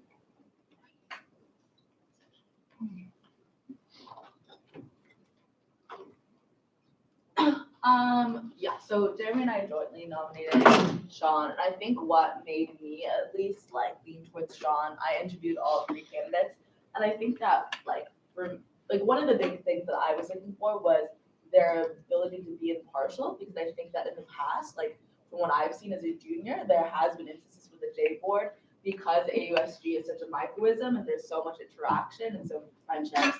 Like it's a really tough job to be completely impartial, especially when your friend or friends may be like part of the party that's being like accused, or maybe they're accusing someone, whatever it may be. I think the biggest thing that I saw Sean do as a speaker was remain impartial, and I think that's something that he's really going to be able to bring to the J board chair. So I would suggest that you guys confirm him.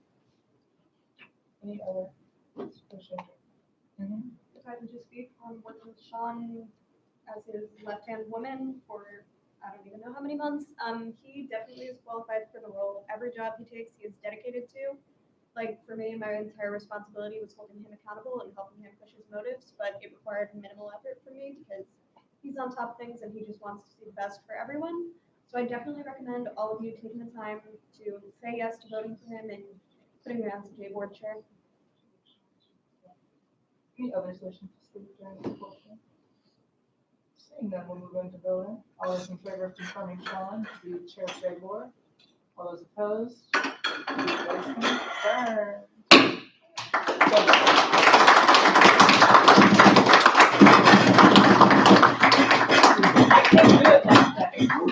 Wait.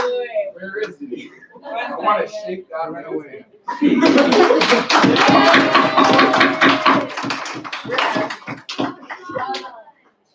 Side note, all the senators who just got confirmed, you have full speaking and voting rights. I forgot to tell you all. You've been re-enfranchised or whatever it's called. So now we're gonna move disenfranchised. Now we're gonna move into our resolutions. We'll start with resolution 2021-001. You pull that up, Julia. This is the Kogod Coffee Shop, which is sponsored by Senator Griffin. Could not be here today, but Summer in his proxy does have some things she'd like to share. So take it away, Summer. So Harrison did send me like a statement to read, so this is coming directly from Harrison, who couldn't be here. So he said that all the major schools have a place for community gathering or networking over a cup of coffee, tea, croissant, why not Kogod? He said he's spoken with the administration and Center for Business Comms and Kogod staff, council, and they believe a coffee shop is a vital thing to a business school, and it is missing, and something needs to be done about it. He said, especially in the business world, networking and meeting new people is important, and what better place to do that than in Kogod, which is a very valid point. There are a myriad of open spots to place it, need to narrow it down with administration, but there are various spots in the building, as I'm sure you all know. And he said, parents who have visited have asked why Kogod administration why there isn't a coffee shop in Kogod. So there are direct concerns from people who are touring why there's not a coffee shop here, which is very could be impactful. So honestly, I support the resolution. It makes perfect sense. It can do only good, not really any harm. That's just me speaking. But if anybody has any questions specifically for Harrison, you can direct them to me and then also to Harrison right now. Are there any questions on the resolution that I have? Senator Salinger? Yeah, just to clarify, is this just like saying who's gonna speak statements? Yes. Okay. Yeah, that, and I think it also directs me and my cabinet too as well. Okay.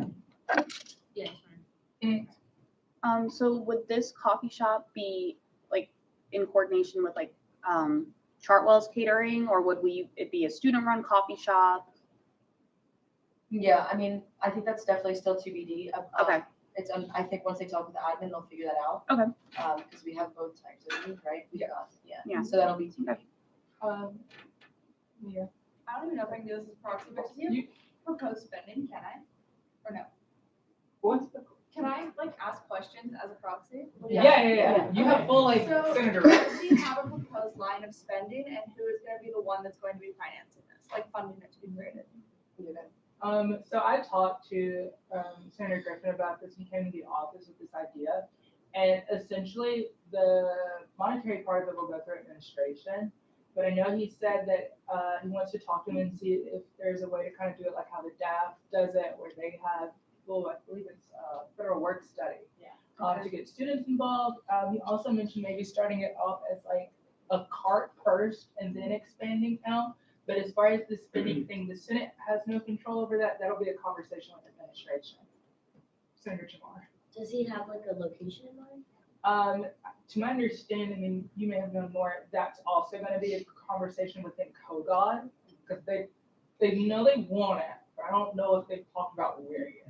And like you said, he has various locations in COGOD in mind. There's a lot of open space like that, and there's a lot of open space. Yeah. So he's thinking just kind of like the open spaces, like it'll just kind of go in front of those. But I don't think it's really figured out yet. The next question is like, does it have to be a coffee shop? Because I know like with SPA, they have like the little dumpling acai smoothie. I don't know what they're doing there. The idea is like, would they be like, is coffee shop like what the idea is in mind? Because considering the fact that we have the DAPS, the bridge, and also Starbucks, and like since the bridge is so close by, I feel like, would there be other options in mind? So it's specifically, sorry, did I just cut you off? No, it's fine. So in the resolution, it specifically says like coffee shop. Yeah. However, in his little statement to me, he said, like for coffee, croissants, whatever. So I think, I'm not quite sure. I think that's also to be determined. I think that if it were to be a food place, that would be kind of more like in talks with Chartwell's and like to see if they wanted to do something there. I'm not quite sure. But coffee shop is what he specifically said, but I'm sure that that can be kind of like amended as. Senator Salinger. So is the conversation with administration just limited to Harrison and the cabinet, or is that like open for other senators? Other senators could, because the referendum would be a symbolism of how the Senate feels. So any senator would be definitely open to talking in those conversations. He just wanted to make sure that my cabinet, as well as myself, speak on it. But yeah, it would be open to all senators, from what I understand. Are there any other questions on this referendum? Discussion? Comptroller. Yeah, I appreciate, even though he's not here, I appreciate Griffin or Harrison taking the initiative to do the first piece of legislation, and pretty quickly, I think this is the first meeting where you guys can do that. So it's good to see an active Senate. But on this one, it's the first run. I think the wording is kind of off for what a resolution is. Like when we talk about the purpose of a resolution, that is the undergraduate Senate making a statement and expressing its position on something. And if you want to make it more of a like directing individuals in student government to do something, that would be a bill. But I think since you don't have jurisdiction over COGOD's maintenance, a resolution is the way to go. But I would encourage you guys to think about changing this. So instead of like saying just a resolution saying that Harrison is going to work on a coffee shop, instead in the whereas clauses, those lines that start with whereas, that's where you lay out your reasoning. Why is this a good idea? And then in the resolve clause, you say, the undergraduate Senate is resolving to take a position. And then you say, you make some grand statement. So if you want to amend that, maybe do that, or if you want to include Harrison in that effort, maybe table it until next week when he can hopefully be here. But those are just my 2 cents. Senator Hawashi? Yes, I think that this resolution is clearly, it states the purpose of it. There is a need or a want for a coffee shop in Kogod. And, Senator Jamar brought up a good point that there are nearby coffee shops and that what is this Kogod coffee shop? What is the vision of it? I do agree with Comptroller Zitzman on, I guess you could call it the specificity. I would support the resolution as is. But in regards to, what the Senate thinks, I'm willing to listen to hear if we do need another week to work on the wording of this resolution, maybe Harrison could add things or revise the text of it. But as is, this resolution basically states that, Harrison, Speaker Ward, and the Speaker's Cabinet will work with the administration in terms of finding what ways that we can advocate for students in the Kogod School of Business and students who come to Kogod. Senator Burke? I have a question for the sponsor. Do you know if Senator Griffin has a timeline that he'd like this to be done like at this meeting? Not sure. Not sure. I'm texting him your guys' feedback right now, so we can kind of like just be In the interest of time, and I do think like he's talking about this like he thought this idea back in October and he's like super passionate about this. But I think like it's important to have like the best step forward. So I think in the interest of time and ensuring that the resolution we give him to bring to the administration is the best work the Senate can do, and making sure like including other senators, like Senator Selinger said, and like coffee competition on AU's campus. I move we table this. Can he make amendments during tabling? No. You can write them in. He can write them, I okay. propose them. Unless there's like an urgent need to pass it this session, I move we table this until next Sunday. Is there a second on the motion? Is there discussion on the motion? All right, we'll move into voting. All those in favor of tabling this resolution until the next meeting, please raise your placards. All those opposed? Motion passes. So now we will move to resolution 20-21-002. Would the sponsor like to speak? Yes. Okay. Hi guys. It was recently brought to my attention by one of my constituents that we are the only school in DC that does not have President's Day off. I knew we didn't have President's Day off, but I did not know we were the only school to do that. So as you can see, virtually every single school in the district has President's Day off.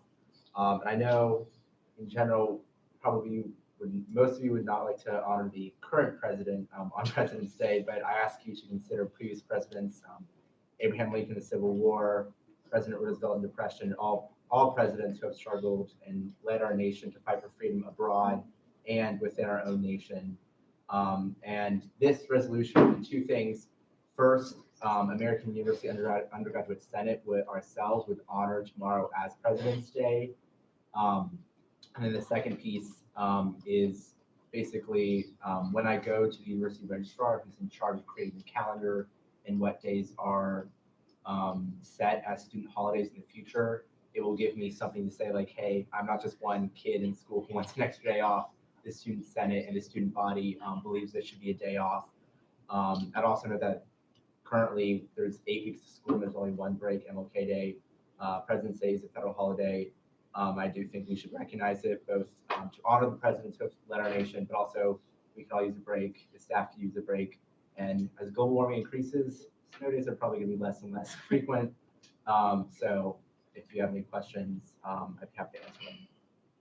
Are there any questions for the sponsor? Senator Hayashi? Yes, Senator Byrd, I agree with the purpose of this resolution in regards to members of the administration you've talked to. Could you just tell us who have you talked to in the administration about this issue? Like the question of why does American University not, recognize or Well, I mean, it does recognize, but does not have the day off for President's Day. One thing I have heard, especially a similar reason for fall holidays that we do not have off, like Columbus Day, we don't recognize as Columbus, we'd rather fall break on a Friday.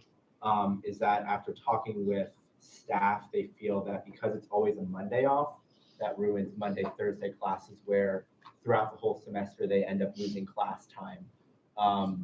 So, it could be an ongoing discussion whether it would be Monday off, maybe Friday off. Like that usually is the reasoning, is they're worried about cutting class time out of the calendar and just ensuring that, we get the class time that we're paying for. Are there any other questions? I will go into discussion. Is there any evaluation to discuss? Comptroller? Yeah, kind of what related to what I said about Harrison's resolution. I think the way Noah put it is a good description of what a resolution can be most effectively used for, like when you're going in your normal course of advocacy with administrators, what you would already do, having a resolution passed kind of just bolds what you're saying for the university. So that's good. It puts a little bit more institutional weight behind it. But the one wording thing on yours, similar to Harrison's, is that you've got an empty clause. The fourth whereas clause is just kind of nothing. So maybe just put that now on the end of the third whereas clause and take out the other one. Are there any other signature line? Would you like to make an outline for us, get it posted, or send it to the AUSG? Yeah, the only reason I have it there is that's like. So I'm just sorry. Okay. I appreciate that. Okay. No, I'm just asking because I feel like I understand that we're having our first ones, and I understand Bobby's just pointing it out for us to learn. So I was like, if there was an outline. I'll go and get some of the older ones that have been done before, and I'll send those to you as well to go along with the templates that you all have.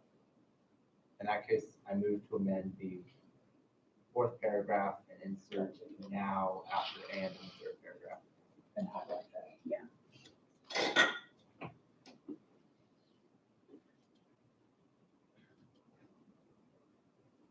There we go.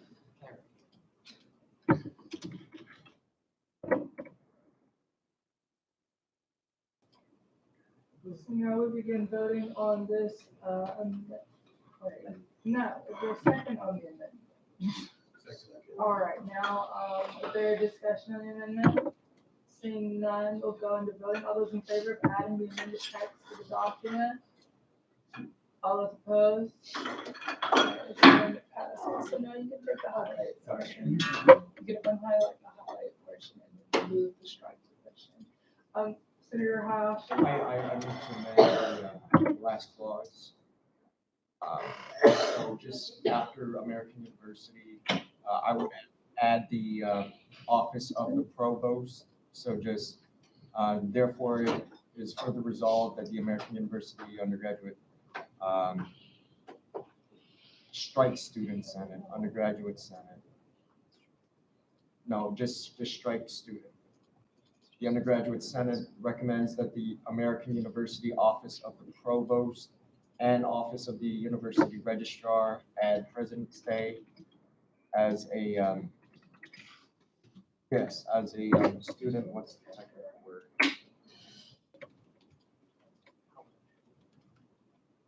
As a student.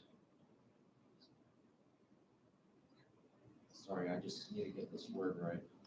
What do they call it? Okay, I'm gonna rule on this. You can't have fragmented amendments. So one amendment would be to strike student, and then one amendment would be of the provost and office of the. So those would have to be in two different motions, two different amendments, both voted on and debated on, because they're different. Can I ask Senator Hayashi? Yes. Is the provost, I understood that.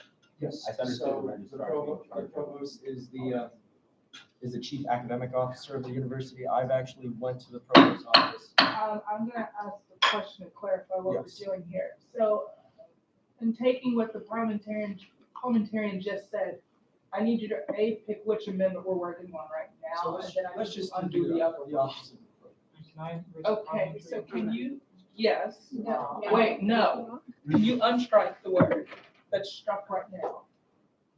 Okay. So Curtis, the amendment we're working on is in the highlighted text. Yes, and yes. We Okay. can move into discussion. Is there a second on this amendment? Okay, there is a second. Is there discussion on the amendment? Parliamentary inquiry. You do not have right for a motion. I'm not raising a motion. It's incidental, sorry, I couldn't say that word. Incidental motion, so technically you can't. All right, I'll just raise discussion. Senator Salinger?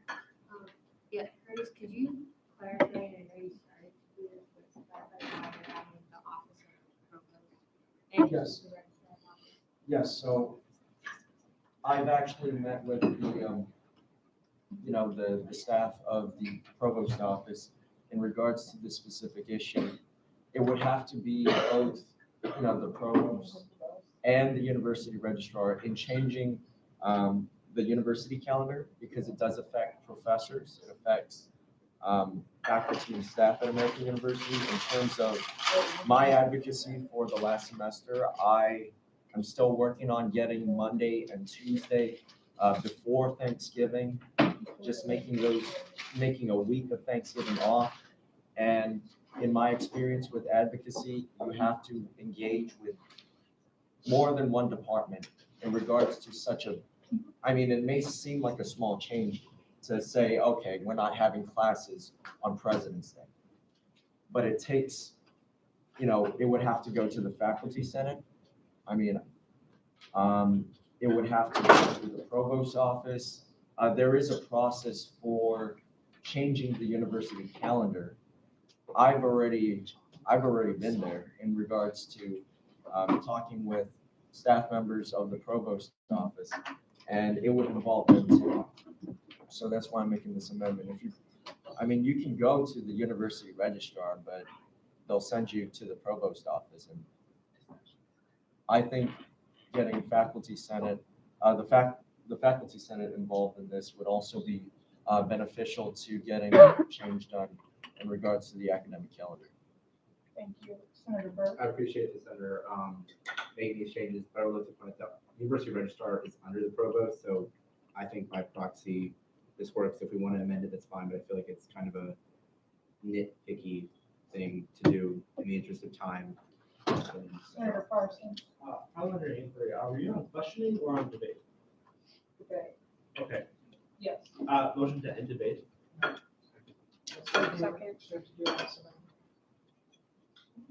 We're on debate on the amendment. We're on debate on the amendment. So you want to end debate on the amendment and go straight into voting on the amendment? Correct. Oh, okay. Was there a second to this? Okay, Yes. there is. Is there debate on this motion? Seeing none, we're moving to voting. All those in favor of ending the debate on the amendment, raise your flag. All those opposed? All right, this passes. All those in favor of adding the highlighted text to the resolution, please raise your placard. All those opposed? All right, this is amended. So, Curtis, did you have another one that you were still wanting to do? Yes. Okay. So let's go with okay, striped student. Let's go with that first. No. Yes. Both students. No, Again. that's no. Again. That's no. Yeah, that's no Okay. bueno. Let's just strike the first two words. All right, is there a second on the motion? Second. All right, Senator Parsons. Motion to end questioning. Second. Okay. Is there debate on the question? Is there debate on the motion? Senator Parsons. Motion to end debate. No. That's out of order. I just want to say, just for everyone's reference, if you want to do a lot of motions, something that's faster is just to ask unanimous consent, because then you can skip debate as long as no one objects. So is there debate on ending the questioning period? Seeing none, we'll vote on this. All those in favor of ending questioning period, please raise your placards. All those opposed?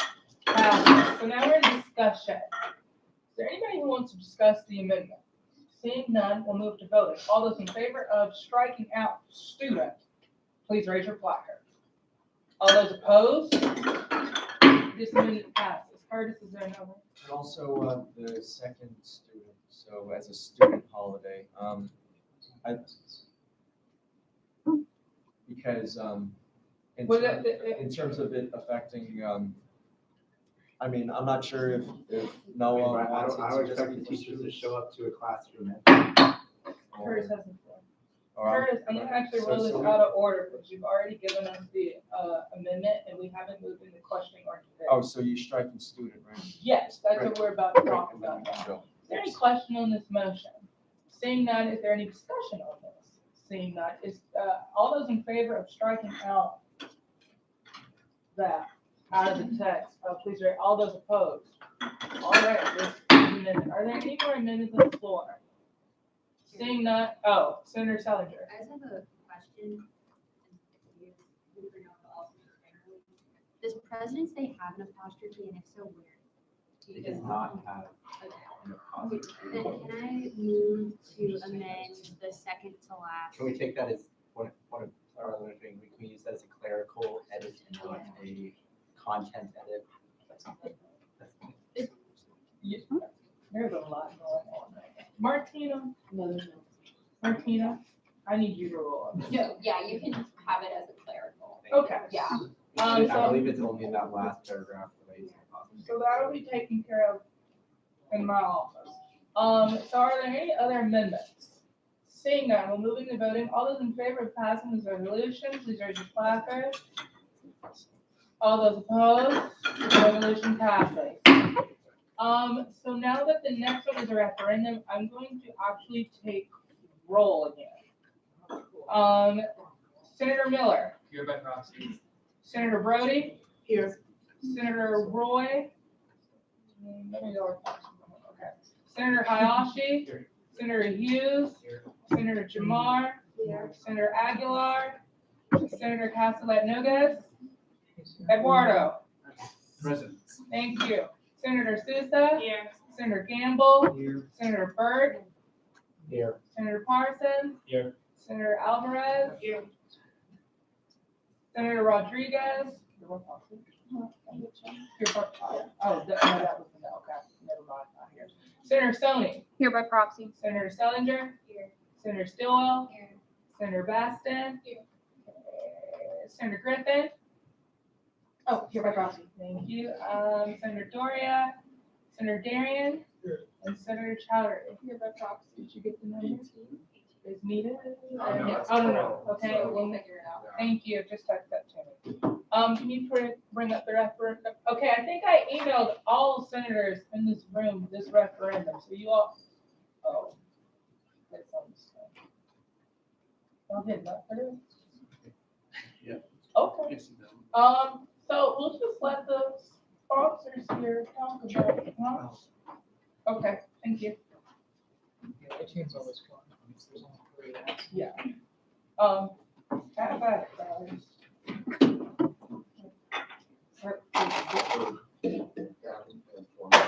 thank you. Everything? Commissioner read it first. I didn't tell you to do that, I just told you to call. Greetings, senators, and members of the executive board, and Sean.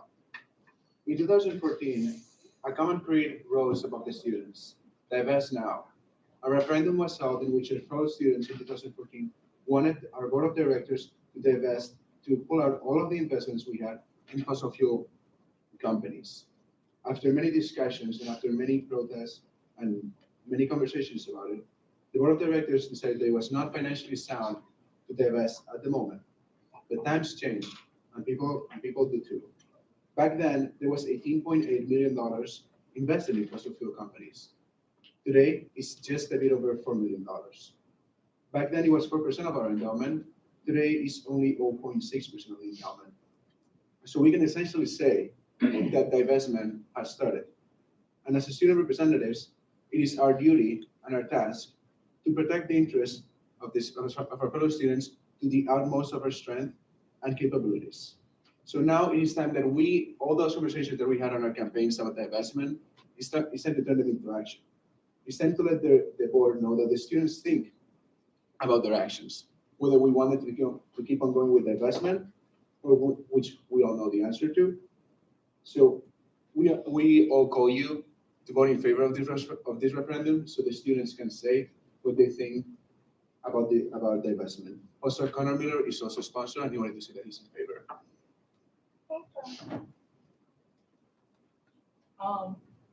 You have 2 minutes and 25 seconds. We have the time to question. Yes. Okay. So we'll move into the question period. Senator Salinger. So, I appreciate you guys taking the initiative on this. I think this is a really important issue for us to consider. The one question I would have is, I know like, and you wrote this in the referendum itself, that we've already reduced divestment from 4% to 26%. Is there a reason that we want to have a referendum to vote on divestment again, or maybe would like a resolution commending university for their efforts be more?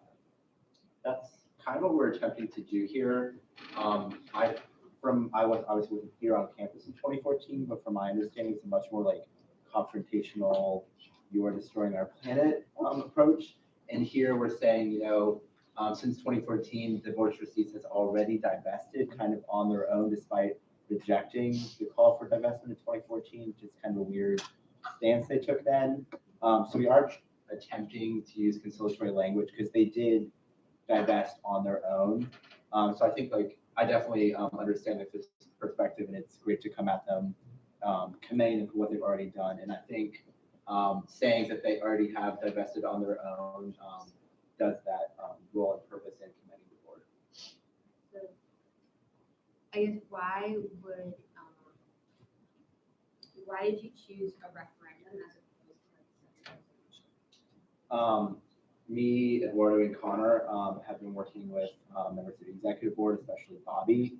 And since they do have a voice as representative of the student body and they attend board of trustee meetings, they felt that this would be the best course of action to take because they feel like if they kept referencing referendum that happened now 6 years ago, that mandate has kind of expired. So this is giving them like a new updated mandate to show that the student body is still interested, still committed to the university fully divesting from fossil fuels.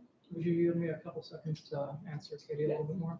Yeah, so the reason why when we discussed this last semester, how this would be best going forward, the reason why I recommended a referendum is because this is obviously a matter for the Board of Trustees.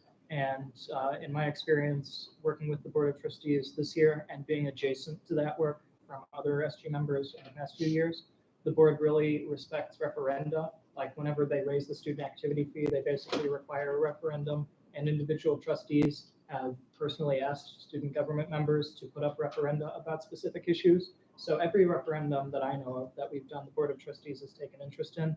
And on the other hand, I don't believe that a resolution has ever rose to their attention. So considering the audience of this matter, I think the referendum would get to their eyes and a resolution would not. Are there any other questions? Okay, so obviously I don't know the most about this, but have y'all talked to people around campus about this, like different members of the school's faculty? And if so, like, what is the school willing to do to comply with this? Well, that's what kind of Noah said. We talked to Bobby, who's been going to a lot of all of the Board of Trustees meeting, so he's kind of get the vibe of that's on there. We also spoke with Ben Holtzman, who's the student trustee elect, about what he thought about the issue and what with the trustee. Is that what you mean, or? No, because those are all students, like faculty-wise and administration. Have y'all talked to admin about this? And if so, like what makes sense? This wouldn't necessarily be an admin to carry this out, this would be the Board of Trustees. And not to get like too deep into the logistics, but this does take time.